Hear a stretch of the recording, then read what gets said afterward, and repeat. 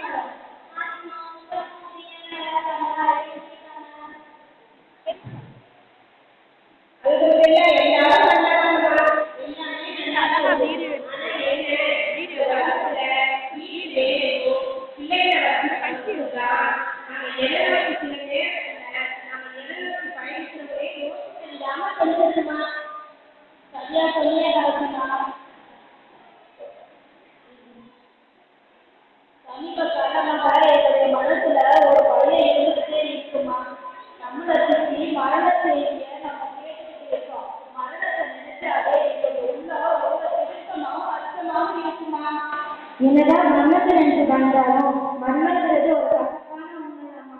ஏன்னா அல்லாஹ்தாலாவே குர்ஆன்ல சொல்றான், குல்லுநஃஸின் ஸாயிகத்துல் மௌத், ஒவ்வொரு ஆத்மாவும் மரணத்தை கேட்டே தீரும்னு அல்லாஹ்வே குர்ஆன்ல சொல்றான். மரணங்கிறது முடிவில்லை, அது புதிய உலகத்துக்கான தொடக்கம். மாஷா அல்லாஹ், அப்படி சரியா சொன்னமா. மரணங்கிறது அல்லாஹ் ஒரு அழகான பயணம்.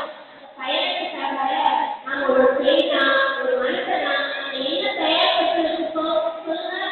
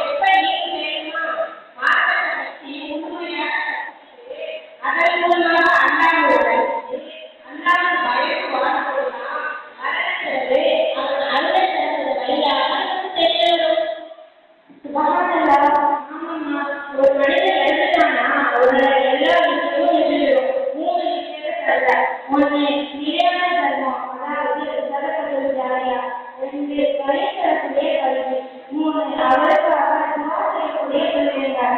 நம்ம கற்கக்கூடிய கல்வி பயன்படக்கூடியதா இருந்தா நம்ம மனசு பின்னாடியும் அந்த நண்பர் நம்ம மனசுல தெரிஞ்சுட்டே இருக்குமா? இப்பதான்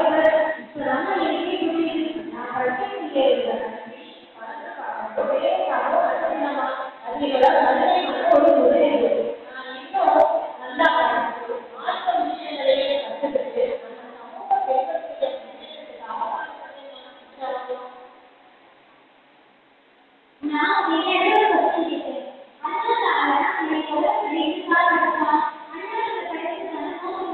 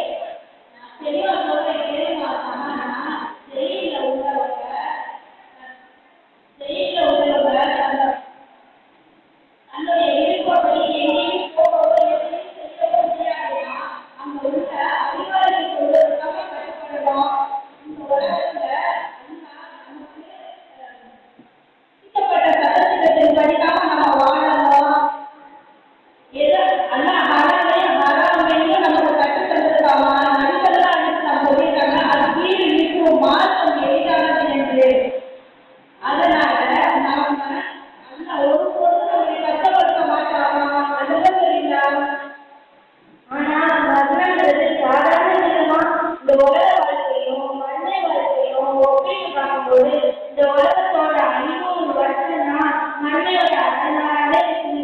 அப்ப யோசிச்சு பார்த்தாலும் நம்ம கையில என்ன நன்மை இருக்கு? நம்ம இந்த உலகத்தை செய்யக்கூடிய அமலெல்லாம் மண்ணையா போதுமா?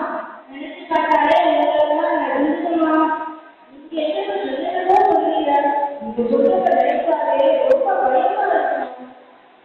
என்னங்க நினைச்சு இதுக்கு இப்படி பயப்படுங்க? நம்ம வாழ்க்கைனா வாழ்க்கை கிடைச்சு மற்றவங்க போக்குல வாழ்ந்துட்டோம். ஒரு மனிதனுக்கு மரணம் எழுதிட்டா எல்லாம் ஒரு நொடி கூட சாதிக்க மாட்டாங்க. ஒவ்வொரு வருஷமும் இந்த உலகத்துல எவ்வளவுதான் தவறு செஞ்சாலும் அண்ணா அந்த மனிதனுக்காக இந்த அண்ணா இந்த பாவத்தில் இருந்து விளைய மாட்டாரு. சில காலம் அவகாசம் கொடுப்பாங்க. அந்த உயிரை கட்ட போற நேரத்துல நம்ம எவ்வளவு கெட்டினாலும் கதறினாலும் அல்லாஹ் ஒரு வாழ்க்கை கூட சுத்த மாட்டாங்க. அல்லாஹ் குர்ஆன்ல சொல்றான், ஐநூறு நீங்க இருக்கு போட்டேலே இருக்காங்க மாணவர்கள் அழைத்தே இருக்கு சொல்றாங்க. ஒரு நொடி கூட முன்னவும் சுத்தாது சீட்டவும் விட்டாரு. ஆமாம் நானும் கேள்விப்பட்டிருக்கேன். இப்போ ஒரு சனாசார அவசர கொண்டு அர்த்தத்துக்கு அப்புறம் முன்கண்ணுக்கு இந்த மதப்பொருளாதார வருவாங்கம்மா. அந்த சனாசாரத்தை 3 கேள்விகள் கேட்பாங்கம்மா. ஒவ்வொரு சனாசாரும் 3 கேள்விகளையும் கேட்கும்போது பதில் சொல்லணுமா? முதல் கேள்வி மண் சமூக என்ற கேள்வி, 2வது கேள்வி அவன் ஜீவங்க என்ற கேள்வி, 3வது கேள்வி அவன் நபியுக என்ற கேள்வி. முதல் கேள்விக்கு அந்த நல்லடியாராக இருந்தால் அந்த மரபுகள் கேட்கும் ஒவ்வொரு கேள்விக்கும் முதல் கேள்வி சொல்வார் மண் சமூக என்றால் என்னுடைய இலக்கணம் என்று பதில் சொல்வார்.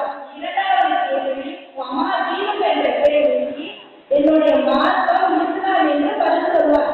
3வது கேள்வி மகன் நபியுக என்ற கேள்விக்கு என்னுடைய நபி முஹம்மது ஸல்லல்லாஹு அலைஹி வஸல்லம் என்று பதில் சொல்வார்.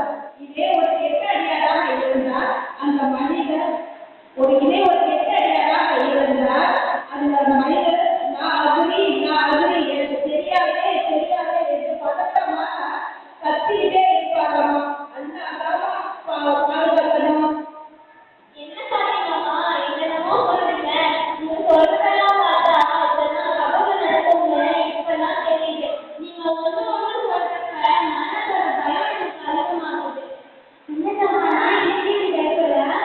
மறக்குமான கேள்வி கேட்டதுக்கப்புறம் அப்படியே எழுதினா போமா இன்னும் அடிக்கடி போய்கிட்டு சொல்லி அப்படியே நிலைமையாக இருக்குன்னா ஒரு தாயோட பிள்ளை எப்படி அரவணைப்பாங்களோ அது போல அரவணைக்கும்.